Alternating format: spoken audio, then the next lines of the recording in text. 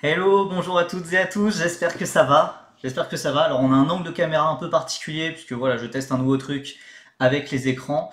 Mais déjà bonjour aux gens déjà présents dans le chat. Il y a des, ouais, oui, il y a du monde dans le chat là dès le début. Ça fait plaisir, mais voilà, donc dans 26 minutes enfin, on a la première qualif de Formule 3. On a le premier vrai événement marquant puisque là voilà, on a la séance d'essai libre 1 qui se termine à l'instant. Mais voilà, maintenant, on passe aux choses sérieuses. Donc, qualif de Formule 3 à 14 h et qualif de Formule 2 à 17 h 30. On sera en live aussi pour la qualif de Formule 2. On fera le même format du coup. Actuellement, là, pour les 20 prochaines minutes, globalement, on va faire une tier list. Je vous ai un peu préparé ça. Voilà, c'est beau, c'est joli, hein. Une tier list du coup des pilotes de F3 maintenant, puis la tier list des pilotes de F2 à 17 h. Et ensuite, on enchaînera sur la qualif. Alors, évidemment, j'ai pas passé d'accord secret, malgré le fait que Anthony Drevet soit passé sur la chaîne mercredi dernier.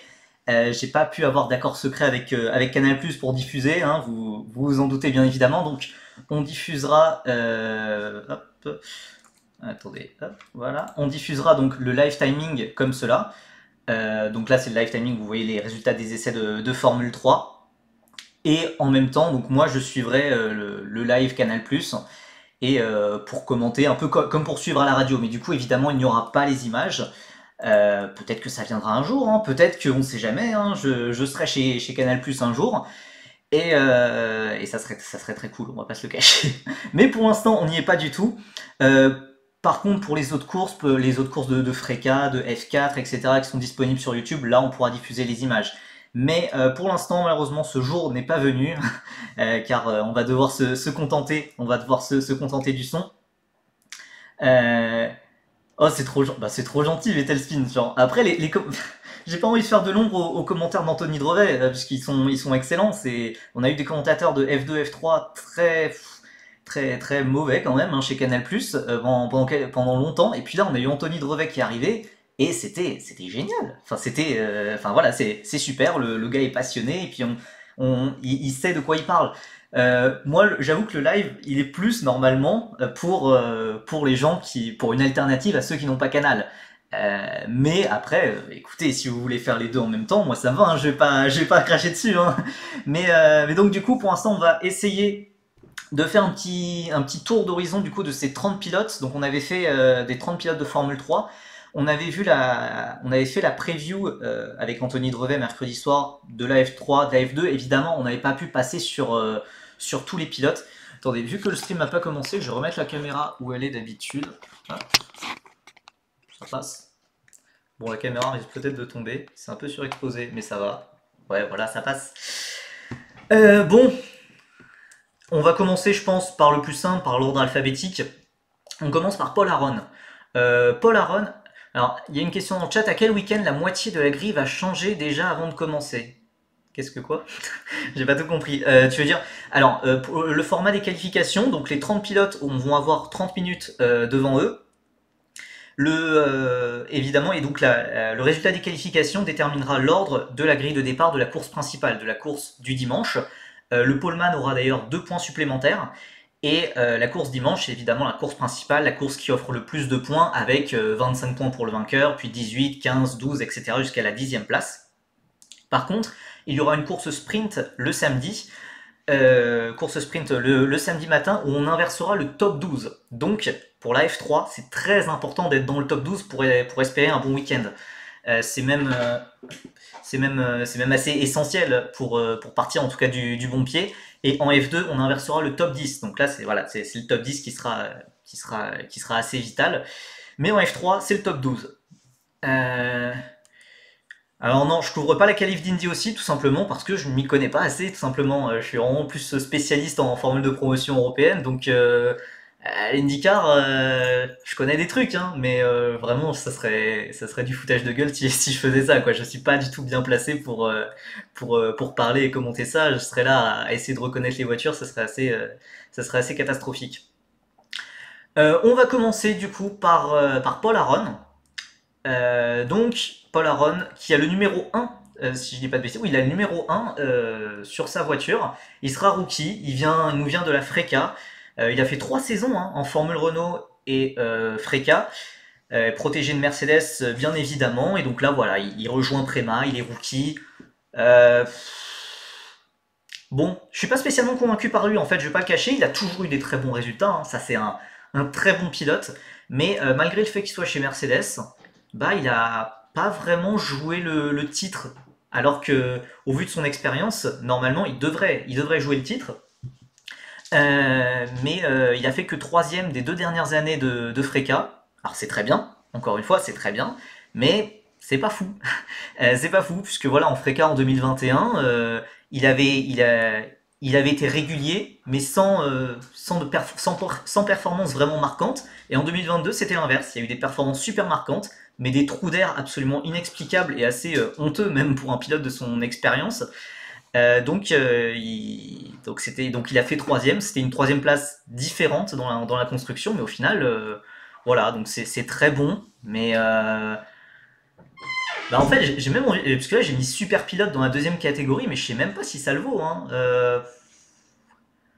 Bah, oui, c'est un très bon pilote. Je sais pas si les gens ont des opinions de Paul Aron, mais moi j'avoue que, bah, en fait, je vais être dur, hein. Allez, pas mauvais, voilà, pas mauvais, mais clairement, ouais, bon bah on y va pour pas mauvais alors, parce que Paul Aron, voilà, je le vois jamais en F1. Je le vois jamais en F1, par exemple. Bah, et puis surtout quand on sait qu'il y a Andrea Kimi Antonelli qui pousse derrière dans l'académie Mercedes. Voilà. Après, par contre, je le mets dans la catégorie pas mauvais, mais il y a moyen qu'il joue les podiums, les victoires, puisque bah, à l'air de rien, il est dans une préma.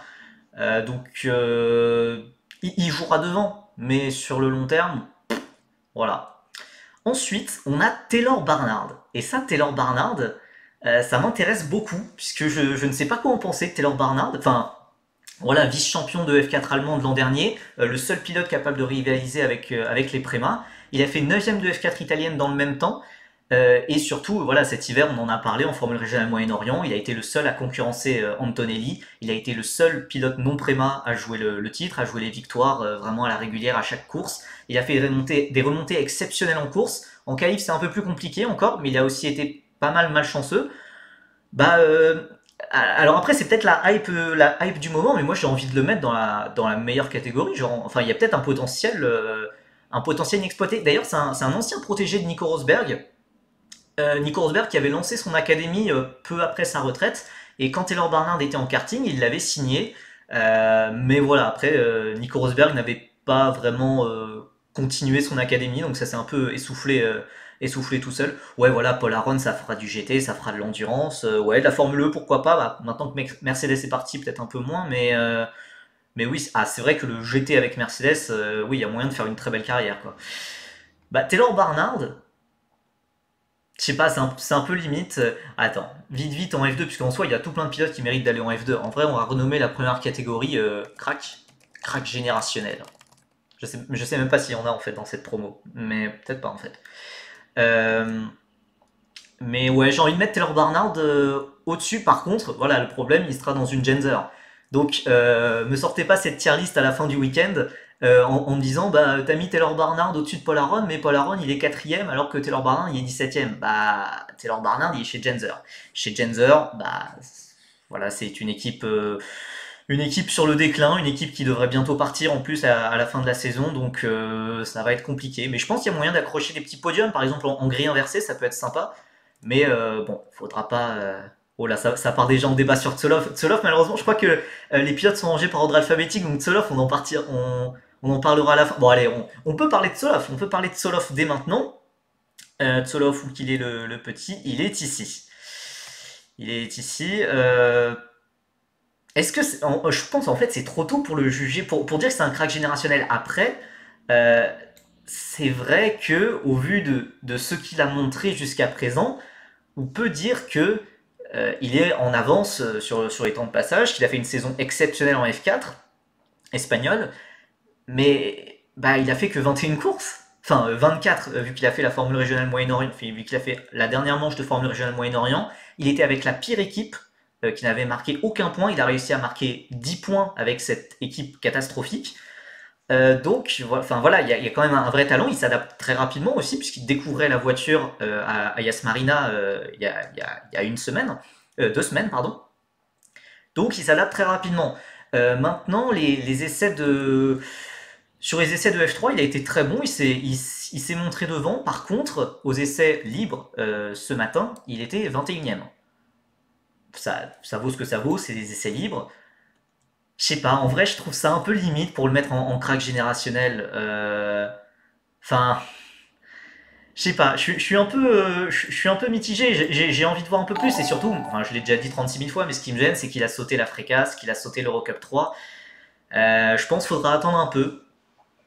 Tsoloff, on le connaît pas, et là, avec le passage direct en F3, il faudra être patient avant de potentiels résultats. Par contre, s'il perf direct, là, on pourra le mettre en crack. Bah ouais, c'est exactement ça. C'est exactement ça. Je pense que pour l'instant, c'est un très bon pilote, et c'est exactement ce que j'allais dire, Notos. Honnêtement, managé par Alonso, j'ai vraiment peur de la gestion de la gestion de sa carrière. Ouais, je suis totalement d'accord. Je suis totalement d'accord, parce que pour moi, vraiment, passer en F3 direct, bah, c'est pas ce qu'il faut faire. Il fera peut-être une saison géniale, mais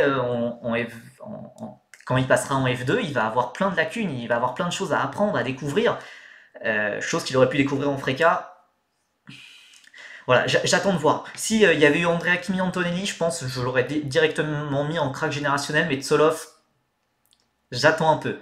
Le gars a un talent exceptionnel, mais c'est un diamant brut, mais ça va être à polir en tout cas avec le temps.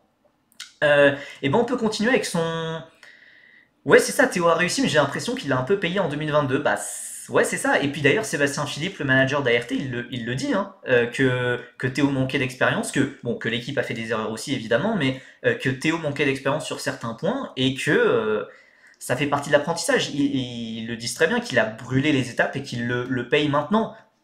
Voilà, après, maintenant, Théo, il est à sa troisième saison. Normalement, il n'y a plus l'excuse du manque d'expérience. On va passer à Hugh Barter. Euh, Je me rends compte qu'il est déjà 13h46, va peut-être falloir speeder, hein. On va peut-être pas pouvoir parler de tous les pilotes aussi rapidement. Hugh Barter, moi j'ai envie de le mettre dans super pilote. Va peut-être y avoir beaucoup de monde dans cette catégorie. Ah, elle est pas mauvais. C'est dur de mettre pas mauvais, mais ouais, je ferai la même tier list pour la F2 Venera. Je la ferai, donc je commencerai le live à 17h et on enchaînera sur la qualif de F2 à 17h30 du coup.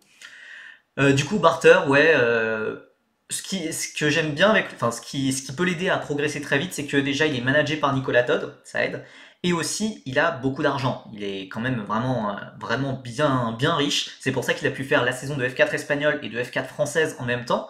Donc deux championnats qui utilisent deux voitures différentes. Il a pu acquérir plein d'expérience. Il a fait vraiment des milliers, des dizaines de milliers de kilomètres. Donc voilà, ça va quand même être dur chez Campos, mais je pense qu'il y a moyen qu'il progresse rapidement. Ensuite, on a Nikita Bedrin. Euh, je, Parfois des coups d'éclat, parfois j'allais dire des coups d'un soir, c'est autre chose. Les Nikita Bedrin, voilà, parfois il a gagné 2 fois, si je dis pas de bêtises, cet hiver en Formule Régionale Moyen-Orient, mais hmm, c'est extrêmement irrégulier. En F4 avant, on l'a très peu vu, ça fait des top 10 quoi. Enfin, voilà. Voilà, non mais c'est pas mal, c'est pas mal Nikita Bedrin maintenant. Difficile de le voir vraiment plus haut. On enchaîne maintenant sur Dino Beganovic. Et Dino Beganovic, mais en fait, je suis en train de me rendre compte, je vais mettre personne dans le truc crack générationnel, en fait, hein, je crois. Puisque Dino Beganovic, moi j'ai envie de le mettre en super pilote. J'ai pas été spécialement convaincu par lui, en fait. Alors oui, il a gagné la Freca, c'était très bien. Mais dans ses saisons avant, dans ses 2 saisons avant en monoplace, bah.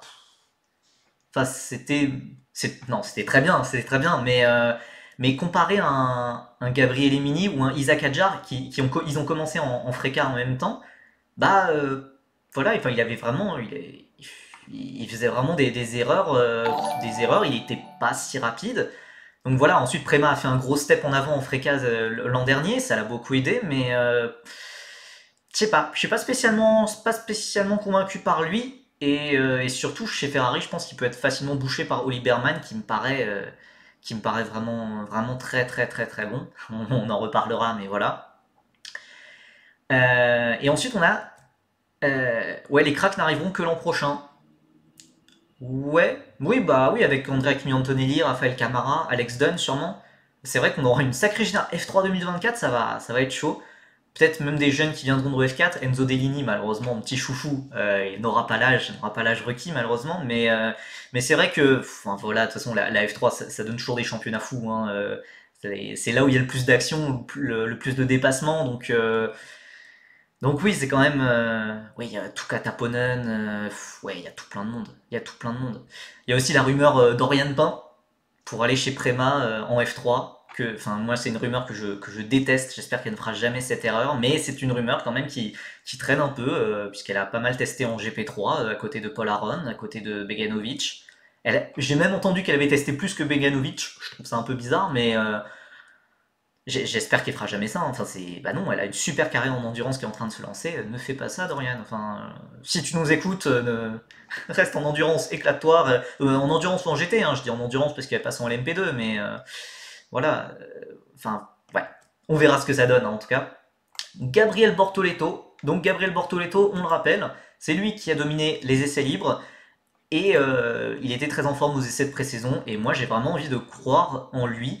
Il est sur une grande courbe de progression. C'est un pilote dont on n'a pas vraiment parlé durant ces années en Freca, en F4. Mais voilà, enfin, ça progresse constamment, c'est de mieux en mieux chaque année. Et là, il est avec Trident. Trident, c'est une voiture capable de jouer avec le titre. Pour moi, il va vraiment battre. Il va vraiment exploser ses coéquipiers, même pour moi. Enfin, je vais être franc, je pense que Bortoleto a une grosse marge d'avance. Et voilà, je pense il peut faire de grandes choses. Il est pas très observé. Il y a la pression qui est sur les autres pilotes, donc voilà, il est pas très scruté, on va dire. Mais c'est justement avec moins de pression qu'il va peut-être pouvoir performer. Ensuite, on a Mari Boya qui nous vient aussi de l'Africa. Bon, bah lui, ouais. Enfin, je veux dire, il a fait des bonnes courses au Moyen-Orient cet hiver. Sinon voilà, il y a un niveau moyen, un niveau plancher très bon, enfin très très solide, mais voilà, il a un plafond de verre quand même assez bas. Donc ouais, voilà, chez Trident, je suis un peu déçu du line-up général en fait, puisque Goethe, Bortoleto, Fornaroli, c'est pas foufou quoi. Oui, Boya qui a déjà eu une amende avant même les premiers essais libres, puisque il était présent sur la piste en même temps que la voiture médicale et la voiture de sécurité quand ils faisaient leurs tests. Donc il a déjà eu une amende avec son coach, super. Ça commence fort. Mais non, non, en vrai, Boya, enfin, voilà, ça va être bien, il va marquer quelques points, mais comparé à ses coéquipiers, ça va être compliqué, surtout ses coéquipiers expérimentés. Ensuite, on a Luke Browning. Donc vous voyez le seul qui n'a pas de fond rouge derrière lui, puisque bah, il n'avait pas encore été annoncé au moment des essais, au moment du shooting photo. Donc Luke Browning, champion GB3, j'ai dû. Il a un très bon talent, mais clairement, il n'y a aucune chance de F1 derrière. Déjà, je suis même pas sûr qu'il fasse toute la saison, puisque voilà, il est très rapide. D'ailleurs, il l'a montré aux essais libres. On verra ce que ça donne en qualif, mais voilà. Champion de F3 britannique, de GB3 l'an dernier. Ça va être très bon. Ça va être très bon, Luke Browning. Après, ça va vite être compliqué niveau budget. On sait que voilà, l'accord a pris énormément de temps à se faire avec Hightech parce que voilà, il n'y avait pas assez de budget. Ils attendaient de voir si quelqu'un pouvait amener plus de budget. Au final, ils ont pris Browning, mais s'il y a quelqu'un qui amène le budget au final, bah il y a moins que Browning saute et ça serait assez dommage, je pense. Mais voilà, après, il a déjà 20 ans, 21 ans. Le temps ne joue pas vraiment pour lui non plus. Donc on verra ce que ça donne. Ensuite, bah, c'est Ido Cohen. Hop. Je pense pas que j'ai plus besoin de m'apesantir sur son cas. Enfin, il a déjà fait de la F3 l'an dernier. Il a rien montré en Euroformula avant. Mais non, j'ai pas envie de faire une catégorie GT, mais c'est méchant, c'est dévalorisant pour le GT. Si on avait raisonné comme ça, enfin, Jules Gounon, Raffaele Marcello et tout, enfin, les GOAT du GT actuel, bah, enfin voilà, c'est des très bons pilotes quand même, hein. Ils avaient eu des très bons résultats en formule de promotion. Euh, Ido Cohen, enfin, pour moi, juste, bah, il est pas bon, quoi. Enfin, enfin voilà, et le GT devrait être plus pour, je sais pas, enfin pour des meilleurs pilotes. En tout cas, les pilotes qui performent en GT, c'est pas des pilotes qui sont dans la catégorie Oust, hein. Les pilotes dans la catégorie Oust, c'est juste que bah, leur talent en sport auto n'est pas si élevé. Ensuite, on a Franco Colapinto. Franco Colapinto, bah, ça part en super pilote direct. Candidat au titre, protéger Williams, beaucoup d'expérience notamment avec l'endurance, ce qui l'aide pas mal. Euh, voilà. Et après, ce que j'aime pas avec lui, c'est sa fanbase, qui est assez insupportable, qui est même peut-être pire que la fanbase brésilienne. Genre, ils ont l'air d'être ultra toxiques sur les réseaux sociaux. Ça a l'air d'être un mélange de la fanbase brésilienne et turque, globalement, de Cembolo Bassi. Mais sinon, le pilote, j'adore, hein, il est super sympa. C'est très intéressant. Et puis aussi, voir l'Argentine peut-être se rapprocher de la F1, enfin, avec toute l'histoire qu'ils ont avec la F1, enfin, ça serait beau, ça serait mérité quand même. Mais purée, les fans. Enfin, je sais pas, ça doit être un problème des fans. Non, même pas des fans sud-américains, puisque les Colombiens et tout, bah ça va globalement. Mais alors les Brésiliens et les Argentins. Mais sinon, Colapinto, j'adore. Et c'est vrai que si ça se passe bien, il peut aller chercher un titre. On sait jamais. J'ai plus de doutes sur l'équipe. Mais et on l'a pas beaucoup vu non plus. On n'a pas beaucoup vu son équipe aux essais. Donc on verra ce que ça donne. Alors qu'il reste que 5 minutes. 5 minutes et on n'a pas fait la moitié. On va peut-être un peu se presser. Caio Collet. Bon, pas mauvais. Voilà, troisième saison de F3. Voilà, il a été lâché par Alpine, je pense pour les bonnes raisons, puisque bah il n'y a pas d'avenir en F1 pour lui. Sûrement un avenir en endurance, par contre, ça c'est clair. Il a un bon niveau, mais est-ce que ça ira plus haut? Johnny Edgar. Comment ça se passe, Johnny Edgar? Je le mets en pas mauvais, puisque oui, au pire, je finis la tier list après la qualification. Pour l'instant, ça n'a pas commencé le stream chez Canal+, donc voilà. Johnny Edgar, bah, ça dépend voilà, de s'il est rétabli de sa maladie de Crohn, malheureusement. Hein. Sinon, c'est un très bon pilote qui est champion de F4 allemande. Mais je sais pas s'il sera à 100% de ses capacités et s'il reviendra jamais à 100% de ses capacités. Je l'espère pour lui. Mais voilà, après, il a montré quand même son niveau. Même après son retour après la maladie de Crohn, il a montré beaucoup, beaucoup, beaucoup de top 5. Donc voilà. Euh, alors, non, t'as pas loupé Visniki et Garcia, t'inquiète, t'inquiète. On y arrive bientôt à Garcia, je pense d'ailleurs. Là, on a Roberto Faria, ouais. Enfin, il est cinquième de F3 britannique les 2 dernières années. Ancien protégé Sauber, voilà. Salut Alex, salut. Oh là là, on a on a des spectateurs, des viewers anglais, enfin anglophones en tout cas sur le chat, ça fait plaisir. Donc bon, Roberto Faria, je vais pas m'étendre plus. Et Sophia Flörsch. Sophia Flörsch, je ne sais pas quoi en penser. Pour moi, elle ne devrait pas être en F3. Pas tant à cause de son talent, c'est surtout à cause de. Bah, elle avait lancé toute une carrière en endurance. Donc, je sais pas. Et puis surtout, elle n'a pas montré grand chose en monoplace, malheureusement. J'ai envie de la. Ouais, on va mettre en Oust, ok. Ok. Oust pour son bien, c'est vrai. Ça paraît, ça paraît legit pour moi, ça me va. Ouais, voilà, c'est en Formule 3, Sophia Flörsch, voilà, ça n'a pas montré grand-chose. Les essais libres étaient pas très bons. Donc, ouais, on va la mettre en Oust. Désolé pour elle, hein, mais Leonardo Fornaroli, c'est bien, pas mauvais. Enfin voilà, c'est exactement la catégorie. Quand j'ai créé la catégorie pas mauvais, je l'ai pensé pour lui.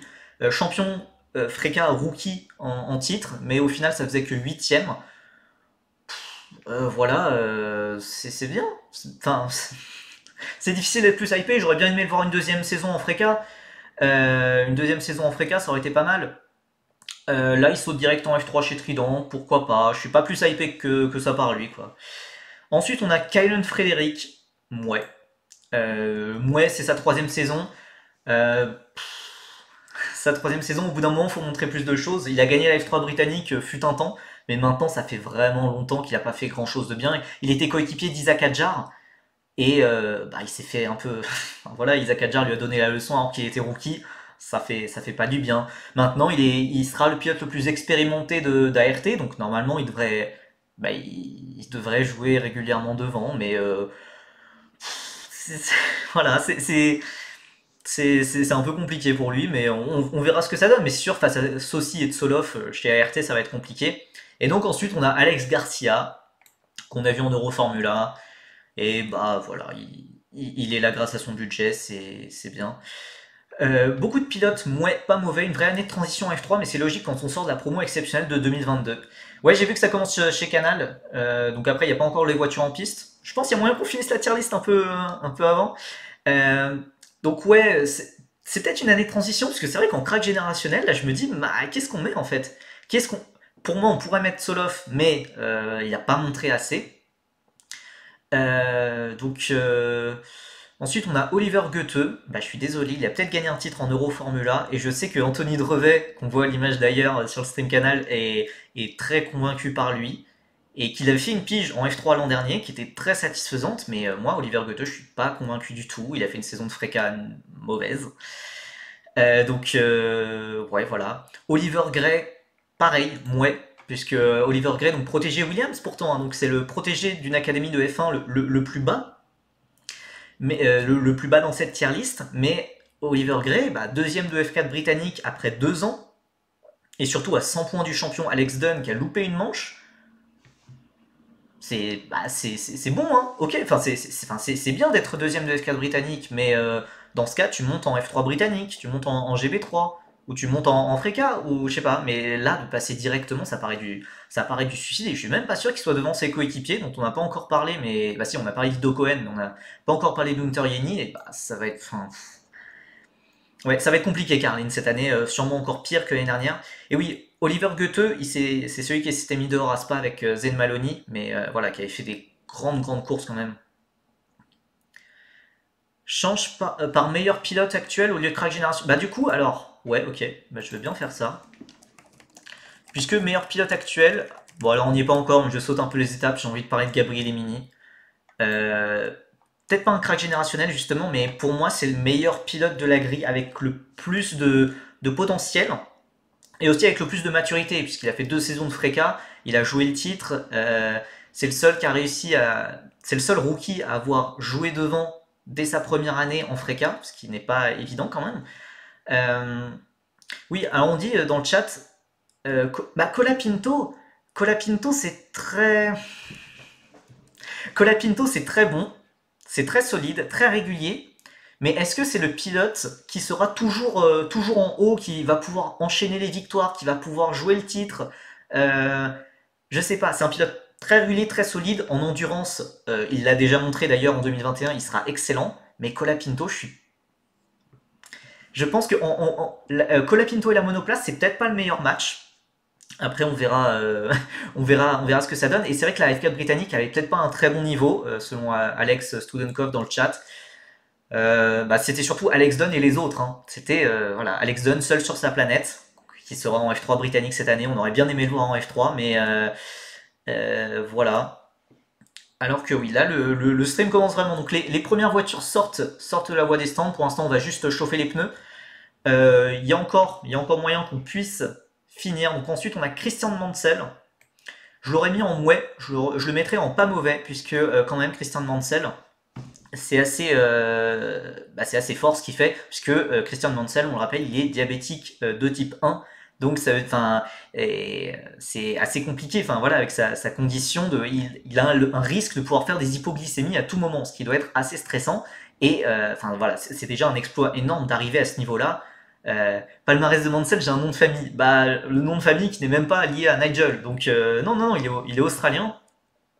Donc et puis il est bon, il est pas mauvais, hein. En Euro Formula, il a montré des trucs, en F3 britannique aussi, mais voilà, j'ai envie de lui donner une mention, voilà, une mention positive. Voilà, il est pas mauvais au vu de sa condition, de sa maladie. Ensuite, on a Pepe Marty. Là, je le mets en pas mauvais, mais ça peut changer à tout moment. C'est vraiment la saison où il peut être en mouet, où il peut être en super pilote. Ouais, j'arrive à mettre de côté. C'est pas ma haine de l'Euro Formula, c'est juste bah, le championnat, il vaut rien quoi. Enfin, tu gagnes le championnat, ça sert à rien, ça sert à rien un peu quoi. Et Pepe Marty, bah, ça peut être un très bon pilote, comme il l'a montré en F4 espagnol, comme il l'a montré en Formule régionale Moyen-Orient l'an dernier. Mais Pepe Marty, il était nulle part, il était totalement discret, anonyme. Il avait peut-être pas le meilleur châssis de chez Campos, il aura un nouveau châssis qui devrait l'aider à être plus rapide normalement cette année. Donc Pepe Marty, c'est voilà, c'est maintenant ou jamais. S'il performe pas maintenant, bah c'est la cata, c'est la cata pour lui. Sébastien Montoya, ouais, il est pilote Red Bull Junior, mais alors je sais pas si on a notre fan de Sébastien Montoya qui est dans le chat, mais Montoya, beaucoup trop irrégulier et très peu en fait de performances marquantes. Oust, non, Oust quand même pas, non, quand même pas, hein. Chez Campos, quand même, il a fait des très bonnes courses l'an dernier. Palmarès de Montoya, j'ai un nom de famille. Là, c'est possible. Oui, c'est vrai que c'est plus ça, son nom de famille. Mais non, il a fait des bonnes performances quand même. Une fois, là, il y a longtemps. Non, non, l'an dernier, en Formule régionale Moyen-Orient, il était pas mal. Il était même très bon, il avait même impressionné. Il faisait les pôles, il faisait des victoires. Et en Freca, bah, ça a commencé très fort et ça a disparu en cours de saison après sa signature chez Red Bull.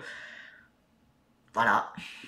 Voilà. Un petit point maintenant sur la qualif. Là, on a Zach O'Sullivan à l'image. Pour l'instant, voilà, tous les pilotes se gênent un peu. Ils sont en train de chauffer les pneus. Zach O'Sullivan qui fait l'extérieur au virage 10. C'est extrêmement dangereux. Bon, ok, pour l'instant, les pilotes chauffent leurs pneus. Donc, rien de très intéressant à noter. Mais donc, voilà, Montoya, je le mets en mouet. J'attends pas grand chose de lui, puisque voilà, il ne cesse de me décevoir à chaque fois que j'en attends quelque chose. Et Zach O'Sullivan. Ah, oui, avec tout ça, j'avais oublié Zach O'Sullivan. Et bah, je vais le mettre là.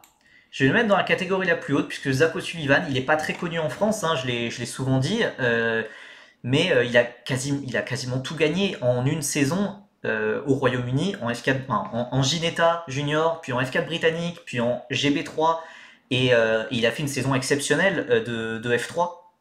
De F3 l'an dernier chez Carlin, il a été vraiment très très bon. Chez Carlin, qui est vraiment une équipe très médiocre en Formule 3, hein, je précise, hein, parce que sinon Carlin c'est pas rien.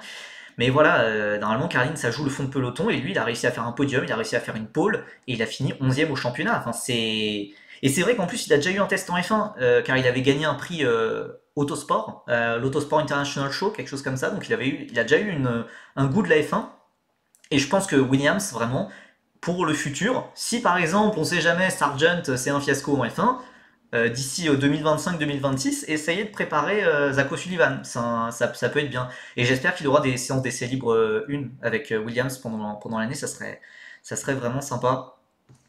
On essaye de finir rapidement. Grégoire Saucy, pas mauvais. Oh, pas mauvais, puisque après, voilà, il a besoin de beaucoup de temps, beaucoup de temps d'adaptation vraiment pour performer. Euh, Peut-être qu'il jouera le titre cette année, mais c'est vrai qu'on voilà, on le voit pas en F1 à moyen long terme. Tommy Smith, Oust, il a piqué en plus enfin, une potentielle place d'Adrien David. Euh, ouais, voilà, c'est pas un crack général. Mais pareil, enfin, Mini et O'Sullivan, je pense pas que ce soit des cracks générationnels, mais ça a l'air quand même d'être les meilleurs pilotes et raisonnablement, ils ont des chances de monter en F1. En plus, Gabriel Mini, il a un bon timing, puisque voilà, il pourrait peut-être avoir une place en 2025-2026 quand Gasly ou Ocon s'en iront d'Alpine. Donc voilà, ensuite on a Raphaël Villagomez, Oust, sa troisième saison, on a vu. Enfin vraiment le duo Van Amersfoort c'est compliqué hein, cette année, à part Caio Colette qui sera là grâce à son expérience, mais sinon aucun des trois ne montera en F2 ou en F1. Ensuite on a qui bah, c'est Piotr Wiznicki. Alors 35e de Freca, il avait déjà rien à faire en Freca, il a encore plus rien à faire en F3. Alors que les premiers temps commencent à tomber. Alors Mini barré par Douane et Victor, j'ai envie de dire non, puisque je pense que justement il y aura un problème niveau timing pour Douane et Victor. Alors que voilà, les premiers temps arrivent, on a Pepe Marty pour l'instant en tête, on a Bortoleto pour l'instant qui est le plus rapide sur son premier secteur.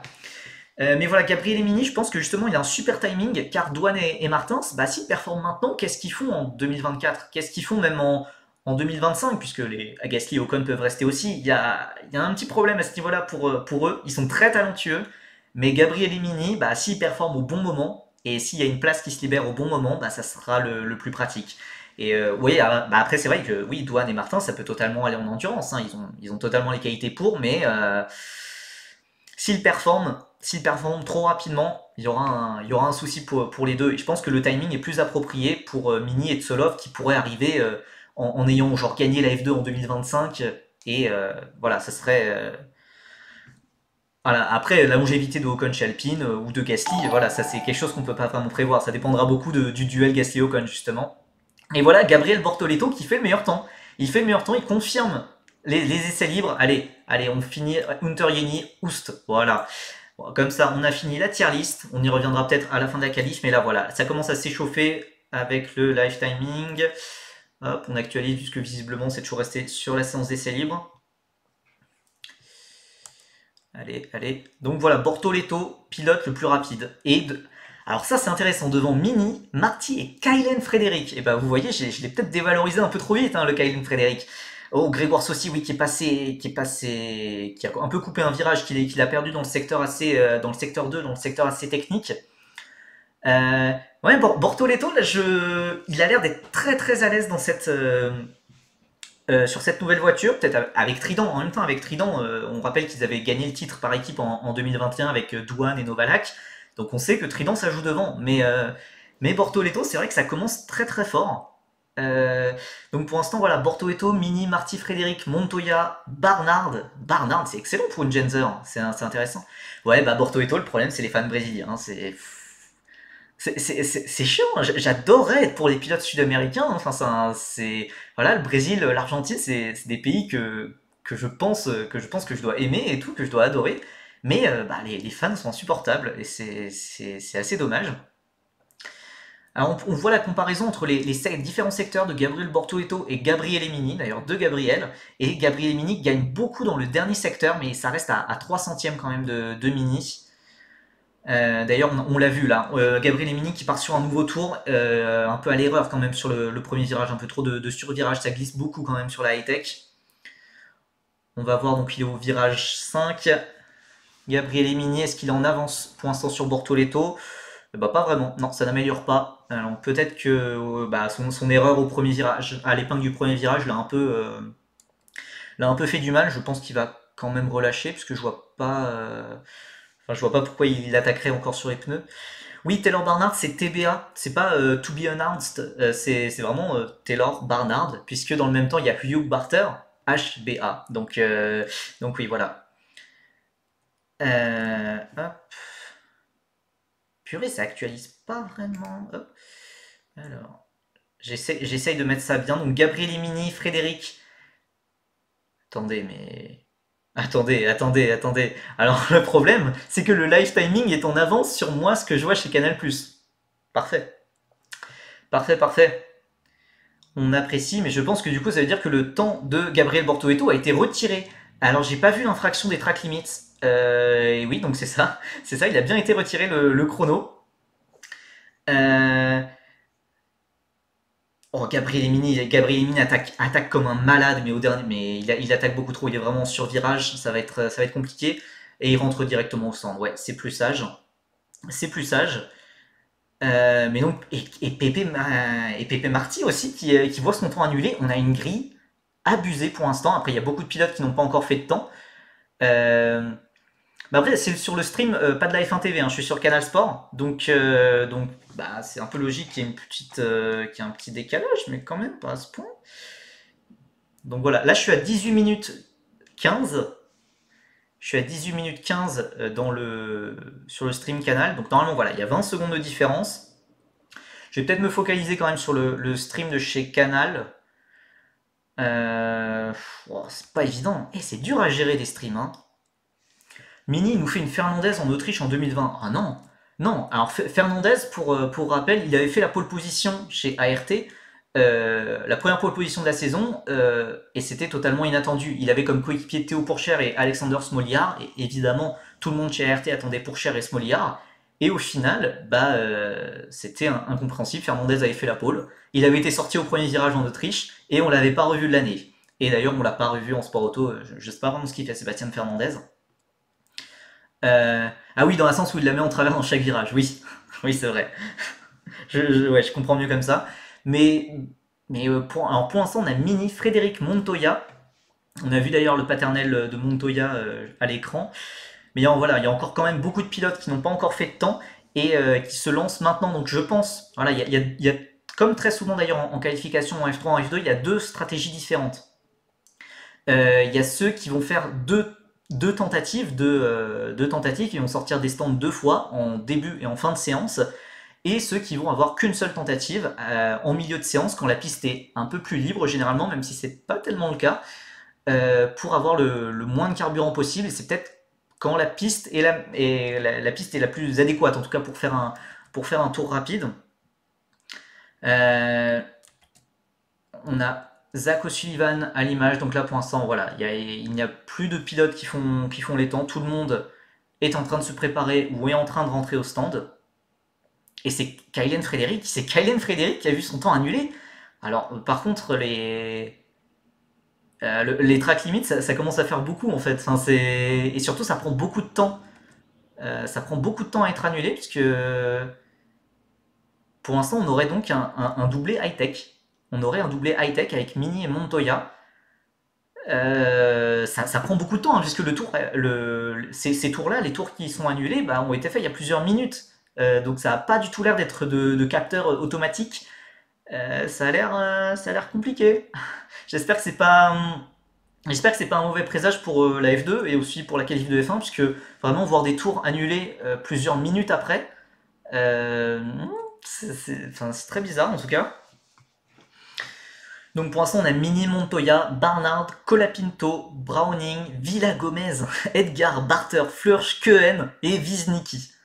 Waouh, waouh, waouh, waouh. Bon, allez, les pilotes là qui partent pour leur première tentative. Dino Beganovic commence. Ça passe bien, en tout cas, le premier virage, l'épingle du premier virage. Ouais, pour la F1, les commissaires seront bien plus attentifs, mais bon, ouais, enfin, c'est pas très sérieux. La F2 et la F3 sont censés être professionnels, quoi. Oui, ça doit être, c'est ça, T4 et T14, donc le virage actuellement dans lequel passe Dino Beganovic en ce moment. Euh, oui, bah ça, en tout cas c'est sûrement celui-là, ce virage qui pose problème, puisque là encore Dino Beganovic c'était extrêmement limite. Et il est derrière Gabriel Emini pour l'instant, le champion fréquent en titre est derrière son dauphin sur le premier secteur. Et donc T14 c'est évidemment le dernier virage, c'est vrai que les pilotes ont tendance à attaquer pas mal. Paul Aron qui fait le meilleur premier secteur absolu. Alors on va essayer de voir, voilà, comme c'est Grégoire Saucy qui bat le meilleur premier secteur de Paul Aron. Alors que je crois que Colapinto a fait une petite erreur. Zach O'Sullivan aussi. Zach O'Sullivan qui a beaucoup trop attaqué. Il a beaucoup trop attaqué dans le virage 10. Allez, on suit encore Dino Beganovic et Bortoleto qui allait encore plus rapide. Donc il est ressorti des stands. Donc Bortoleto ça a l'air vraiment très très solide. Mais Grégoire Saucy fait encore le meilleur deuxième secteur absolu. Il le dérobe à Zach O'Sullivan justement. Allez, on suit quand même la fin du tour. On suit quand même la fin du tour de Dino Beganovic. Dernier virage, est-ce que c'est encore dans les limites de la piste? Oui, alors très large, très très large même. Il n'a pas voulu trop attaquer. Mais voilà, Beganovic, ça monte au deuxième temps. On verra si c'est annulé. Zach O'Sullivan, le meilleur temps. Ou alors les prémas qui sont de retour, 1, 3 et 4. Va falloir attendre Grégoire Saucy et Gabriel Bortoleto qui sont aussi en amélioration. Pepe Marti, aucun meilleur secteur absolu, mais c'est le meilleur temps pour l'instant pour l'Espagnol de Campos. Grégoire Saucy sur la ligne. Ça améliore au troisième temps. Bortoleto n'améliore pas sur le temps de Pepe Marti au deuxième secteur. Pour l'instant, on a Pepe Marti en pole position, alors il va falloir voir les virages. Et d'ailleurs, je check le live timing et bien évidemment, son temps a été annulé. Oh, que c'est compliqué les track limits là. Que c'est compliqué. Et donc du coup, Zach O'Sullivan récupère la pole position, très provisoire pour l'instant. Bortoleto repasse et Bortoleto améliore au quatrième temps. Donc pour l'instant, on a O'Sullivan, Saucy, Mini, Bortoleto, Aron, Barter. Hugh Barter qui améliore au sixième rang juste devant Nicolas Tsolov. Alors les rookies qui viennent de F4 là, Barter et Tsolov, ça commence très très fort. En tout cas. Enquête sur Goethe, ouais. Alors je sais pas exactement de pourquoi il y avait enquête sur Oliver Goethe, mais en tout cas il n'a pas su suivre les instructions des commissaires de course, donc je ne sais pas qu'est-ce que ça signifie vraiment. Caio Colette, alors ça je l'avais pas vu venir. Caio Colette qui améliore le premier temps, Frédéric le cinquième temps. Alors Caio Colette, ça je n'aurais pas parié beaucoup dessus malgré son expérience, malgré toute l'expérience qu'il a. Ah, c'est assez dur de suivre la qualification, hein. Je ne vais pas vous le cacher avec tous les temps annulés. Ça serait bien que ce soit plus facile hein, de savoir les temps annulés de base. Voilà, donc pour l'instant on a Caio Collet, mais vous voyez à quel point c'est serré. On a les trois premiers qui se tiennent en 67 millième. On a Zach O'Sullivan qui rentre au stand. Pour l'instant c'est assez exceptionnel. Et pour l'instant celui qui aurait la pole pour la grille inversée c'est Hugh Barter. Hugh Barter qui serait 12e et qui partirait devant Palaron pour la course de samedi. On voit le gros blocage de roue quand même de Gabriel Bortoleto. Ouais, tous les pilotes de toute façon qui galèrent, hein, vous savez, au virage qui est en dévers et avec énormément d'appui à ce moment-là, c'est extrêmement compliqué sur F1 22, c'est extrêmement compliqué à gérer aussi, pour les pilotes dans la vraie vie aussi. Et donc pour l'instant, parmi les temps, parmi ceux qui n'ont pas fait de temps vraiment compétitif, bah, on a Tsolov et Marty. Donc Tsolov qui s'est fait à nouveau retirer son temps. Il s'est fait retirer son temps, donc pour l'instant Collet, O'Sullivan, Sossi, Colapinto et Mini, donc Gabriel Mini, c'est le meilleur rookie pour l'instant. Encore une fois, pas étonné. Pas étonné, il a été solide aux essais. Il a été solide toute sa carrière aussi, hein, ça aide. Hein. Mais oui, voilà, alors moi j'ai les 19 premiers en une seconde. Les 19 premiers dans la même seconde, c'est quand même fou. Enfin, enfin voilà, c'est les plaisirs de la F3. Appréciez cela, puisqu'on ne verra clairement pas ça en F1 demain à 16h, on le rappelle. Mais donc, ouais, Grégoire Saucy qu'on voit à l'image actuellement qui est 3ème, donc tous les pilotes là sont entrés dans la voie des stands. Ouais, Nitram Nitram qui nous dit je suis triste, je disais que Boya allait être bon et pour le moment il a du mal. Bah c'est. J'ai pas confiance en l'équipe. J'ai pas confiance en l'équipe et c'est vrai que bah, pour l'instant il est bien derrière Colapinto, bien derrière Johnny Edgar. Mais c'est normal, après c'est un rookie. Une première qualification c'est assez intense, après il reste 10 minutes, hein, donc c'est encore très loin d'être fait quand même. Hein. Voilà, bon, il y a globalement plus vraiment personne en piste. Alors que là, on revoit Pépé Marty, on revoit pourquoi son temps a été annulé. Et oui, c'était en dehors des limites de la piste au T4. Au T4, c'est bien ça. Et ouais, ça va être un gros problème. Les track limits, je pense, de mémoire, ça ne m'avait pas choqué autant qu'à Bahreïn, il y avait autant de problèmes de track limits, mais visiblement, les pilotes de F3 galèrent beaucoup. Et c'est encore plus étonnant puisque aux essais libres ce matin, il n'y avait pas tellement eu ce problème. Alors après, c'est logique, les pilotes attaquent beaucoup plus en qualification qu'en course. Mais voilà. Alors c'est vrai que à tout moment ça peut être le résultat définitif. Hein. À tout moment il y a un pilote qui se crache et ça fait un drapeau rouge. On verra. On montre Roberto Faria de PHM by Charouz à l'image, qui va avoir la piste un peu pour lui tout seul presque. Hein. Ce que je comprends pas, c'est pourquoi on ne montre pas Gabriel Emini, qui est en piste. Oui, alors on l'a vu très subrepticement, mais il est parti très rapidement. Gabriel Emini, il améliore son premier secteur. Il y a aussi Luke Browning, donc les deux high-tech qui partent sur une stratégie un peu décalée. Luke Browning qui améliore, pour l'instant il est 20ème, hein, le champion, le tenant du titre de F3 britannique. Et on a Montoya qui fait le meilleur premier secteur absolu. Alors ça c'est intéressant. Montoya, le meilleur premier secteur absolu. Il y a Gabriel Emini. Luke Browning est en amélioration sur le temps de Caio Colette. Alors ça, attention, peut-être le coup de poker des high-tech qui sont sur une stratégie décalée, c'est les seuls globalement à faire des temps. Gabriel Emini qui améliore, c'est leur dernière tentative, 4 dixièmes, plus de 4 dixièmes d'avance sur Caio Colette après le deuxième secteur. Gabriel Emini, Luke Browning d'abord qui passe sur la ligne d'arrivée. Luke Browning, ça améliore et ça prend le deuxième temps. Énorme ce que font les high-tech car Mini et Montoya sont aussi très rapides. Gabriel Emini qui aborde voilà la dernière ligne droite. La ligne de départ arrivée et Gabriel Emini va exploser le temps de Caio Collet de 5 dixièmes et demi et Montoya deuxième. Alors là, c'est vrai que Hightech, je pense qu'il serait très chaud pour arrêter la session là, avec un doublé et une quatrième place. Ils en seraient bien contents. Mais voilà, Hightech, ça montre, ils étaient dans leur dernière tentative. Ils étaient totalement dans leur dernière tentative. Ils n'ont plus d'essence, ils vont plus faire de tours. Alors que tous les autres pilotes vont aborder leur dernier tour maintenant, dans les 7 prochaines minutes. Le Crashgate en vue. Mais vous êtes mauvaise langue dans le chat, c'est fou, hein. Oh là là là là. Mais c'est vrai que ça serait pas si bête, hein. Un petit Crashgate. Hightech serait pas forcément contre. Mais non, après, c'est pas trop le genre de la maison. Eux, ils ont plutôt tendance juste à foirer leurs arrêts au stand en Formule 2. Pas trop à faire des coups bas comme ça. On voit l'attaque de Luke Browning qui a peut-être perdu hein, sur ce virage là en bloquant les roues. Ah, c'est peut-être un peu dommage. Peut-être qu'il y a moyen de chercher un triplé pour Hightech. Mais en tout cas, très très très bon début hein, de Luke Browning, hein, qui n'était pas censé, qui a été annoncé un peu au dernier moment. Ou Rafael Villagomez qui aurait peut-être pu provoquer le drapeau rouge dont on parlait. Il est pas, il est passé assez, il a eu un beau jeu, un joli travers en tout cas de la part du Mexicain. Oh Montoya, Montoya qui tape sur son volant de frustration. Alors il doit être content de la deuxième place, mais pas tellement d'être à 3 dixièmes de son coéquipier Gabriel Emini. Ouais. Ouais, donc Sébastien Montoya est quand même pas content et il sait que ça va pas suffire et que ça ne sera pas la deuxième place finale.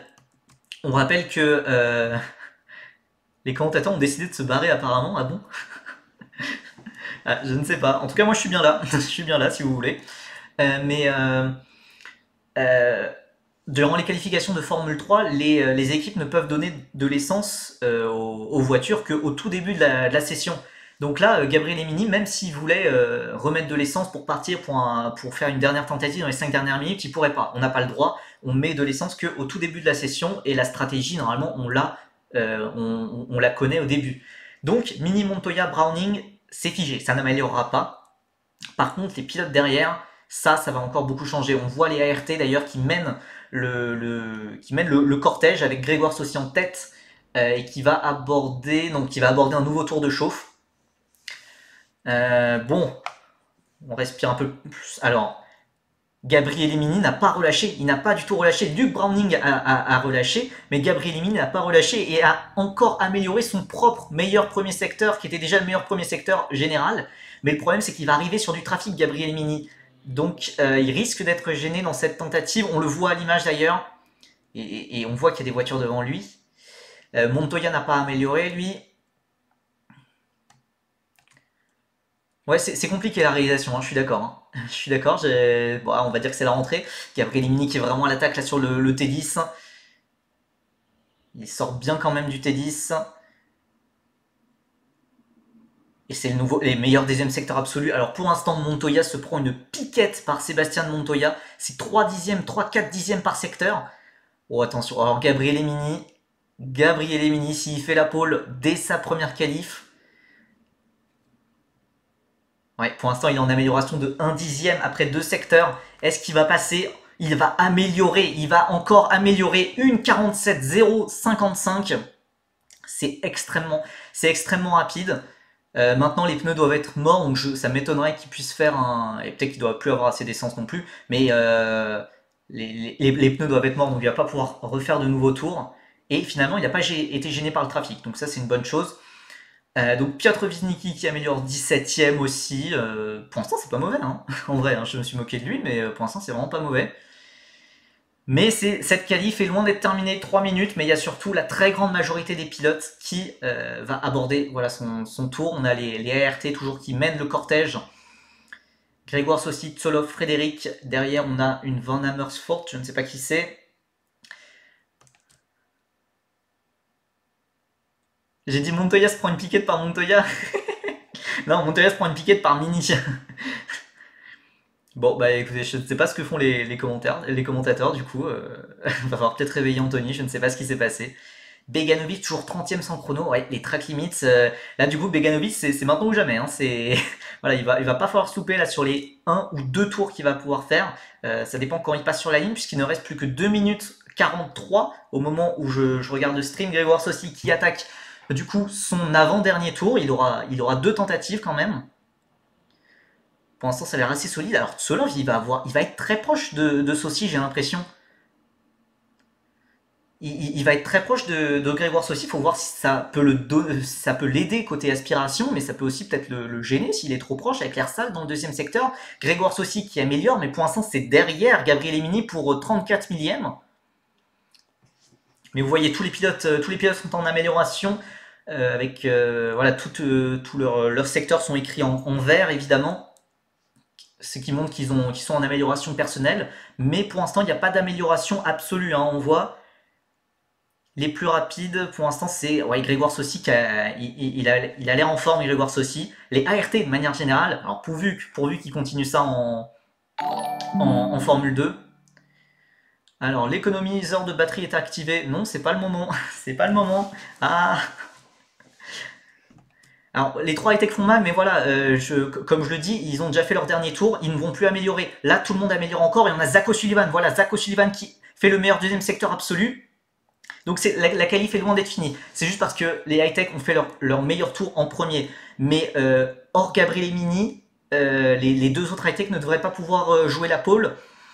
On a Grégoire Saucy qui passe sur la ligne. Grégoire Saucy à la dernière accélération, enfin l'avant-dernière accélération. Et ça améliore au deuxième temps, mais surtout Nicolas Tsolov, quatrième, Kylen Frédéric, troisième, voilà les ART. Voilà les ART très en forme, après Tsolov quand même un petit peu plus en retrait face à ses coéquipiers plus expérimentés, ce qui est assez logique quand même. Taylor Barnard qui remonte au sixième rang, Zach O'Sullivan, quatrième. Eh ben c'est un peu décevant. C'est un peu décevant, et Beganovic quatrième. Maintenant il va falloir voir si les track limits ont été respectés. Et ça c'est pas évident.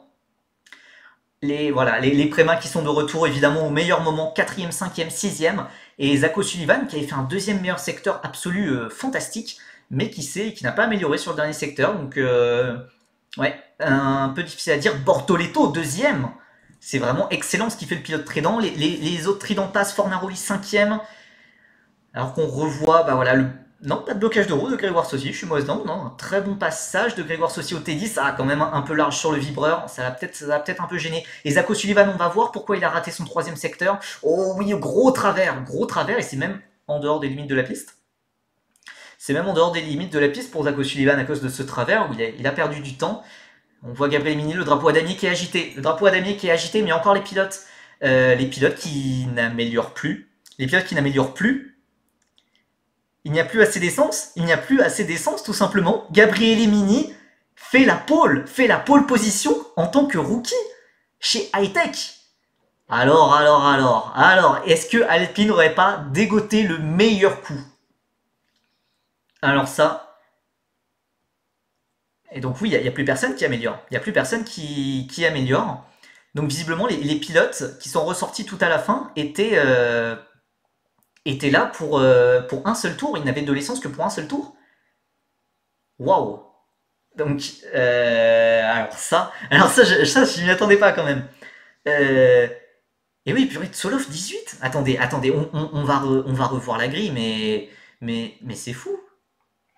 Mini Bortoletos aussi. Attendez, je vais brancher mon ordinateur, puisque si on coupe le live parce qu'il n'y a plus assez de batterie, j'aurai l'air fin. Hello, je suis là. Gabriel Mini qui fait la pole position, on le voit évidemment félicité par Nicolas Todd. Ah bah Nicolas Todd, il doit être bien content. Il doit être bien content. Il y a encore des tours. Alors attendez quand même, il y a des tours quand même qui sont encore annulés.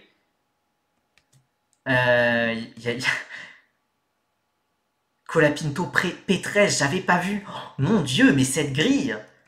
Et Taylor Barnard, 30e et dernier. Oh bah non. Oh bah non. Mais donc du coup voilà c'est ça, hein. Donc à cause des track limits, Taylor Barnard qui est dernier à 14 secondes, donc en soi il va même pas pouvoir, enfin il va être repêché évidemment mais il est en dehors des 107%. Oh là là, les track limits c'est violent, hein. C'est très violent. Alors chez Trident on n'est pas content, alors je comprends pas pourquoi on n'est pas content chez Trident, ça...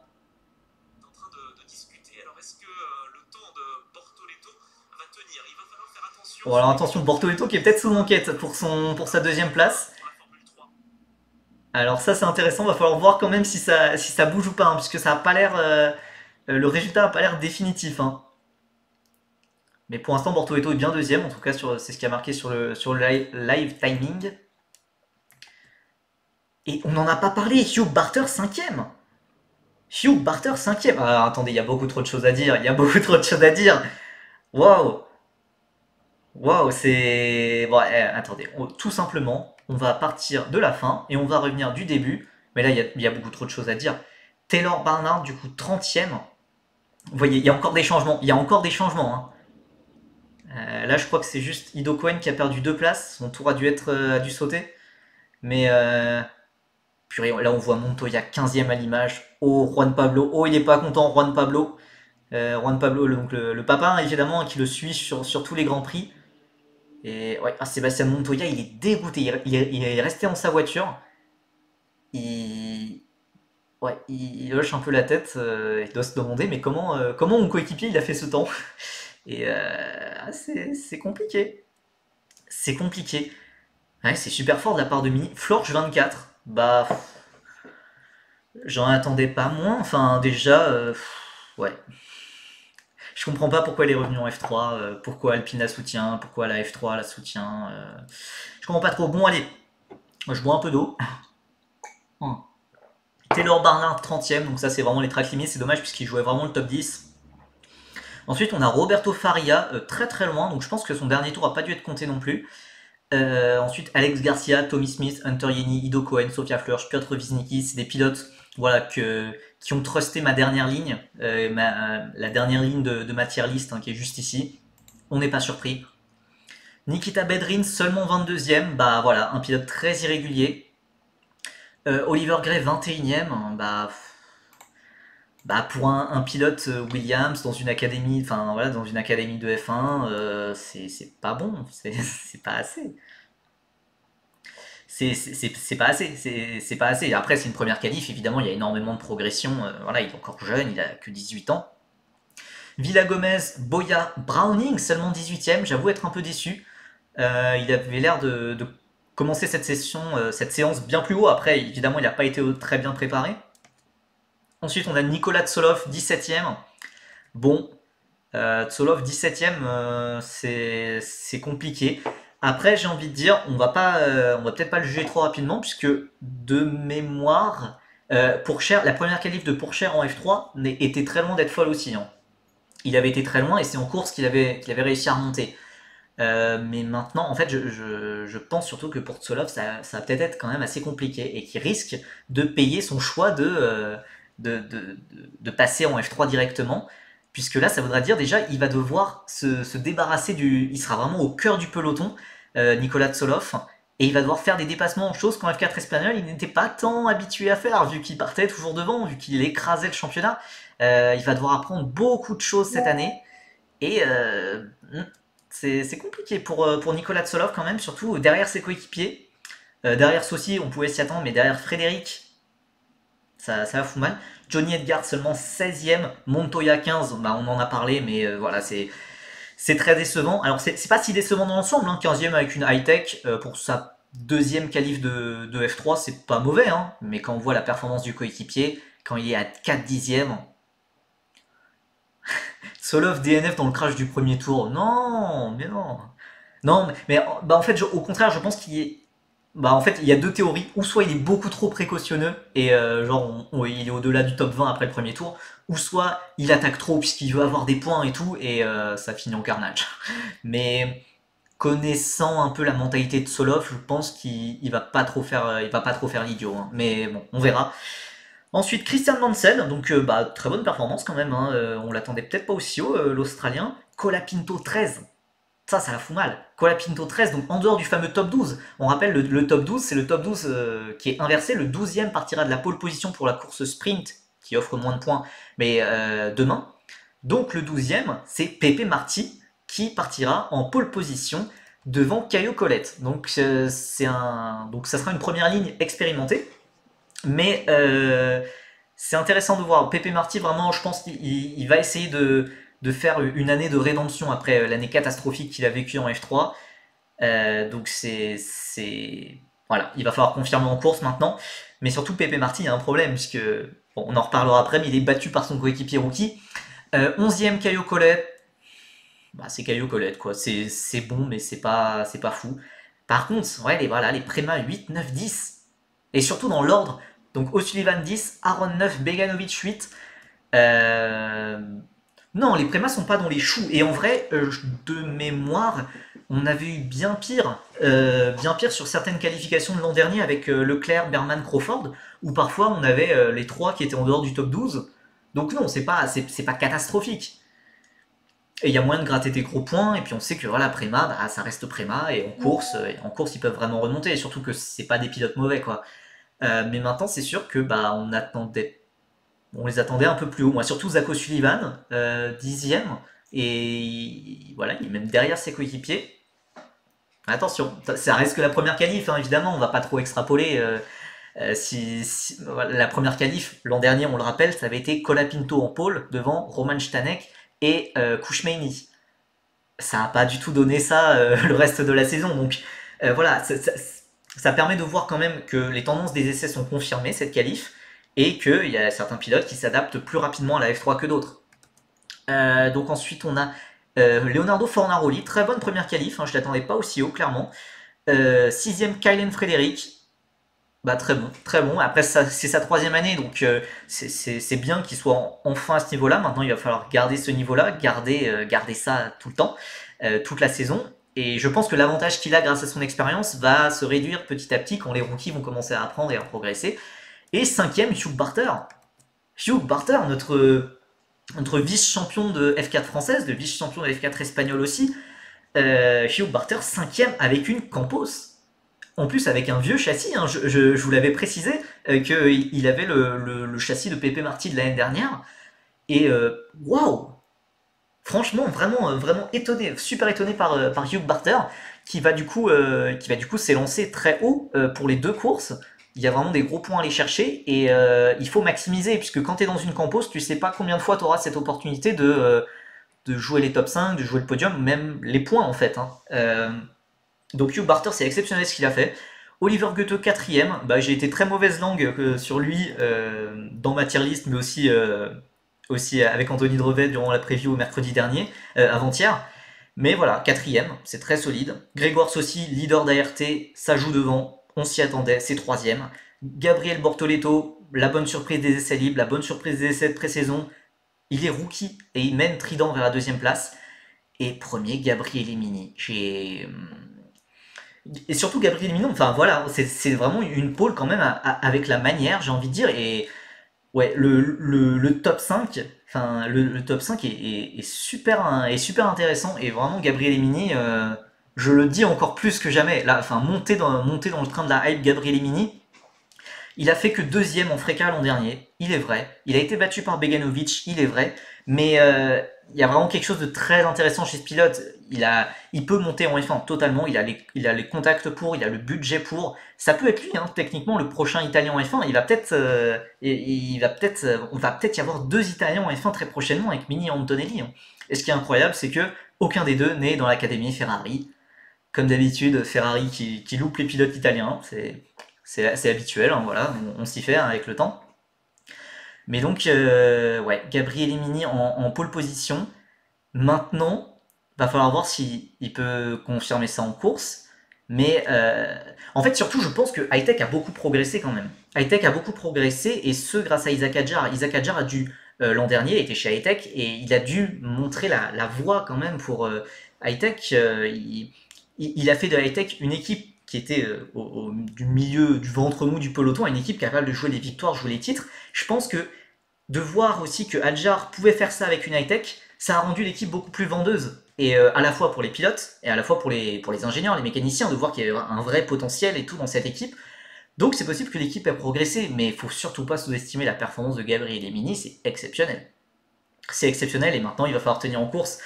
Ouais, Mini, Bortoetos aussi, Goethe, Barter. Bon bah, écoutez, je pense qu'on peut s'arrêter là pour la qualif de F3, à moins que vous ayez d'autres choses auxquelles on pourrait parler. Mais on peut s'arrêter là sur cette pole de Gabriel Mini. Bah, j'aurais pas cru, hein. J'aurais pas cru, mais voilà. Pole de Mini devant Bortoleto et Saucy, Hugh Barter, 5ème.